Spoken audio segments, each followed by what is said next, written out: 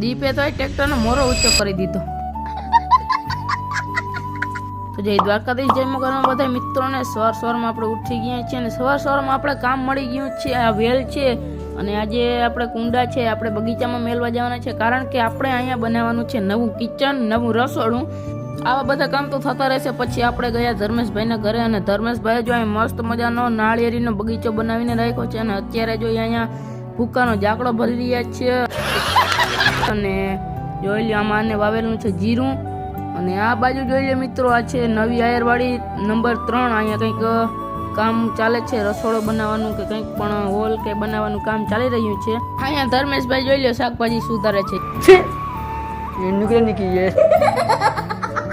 મિત્રો મળી ગયો છે આઈફોન ને આમાંથી આપણે કરવાની છે ફોટોગ્રાફી, જે તમને ઇન્સ્ટામાં જોવા મળશે.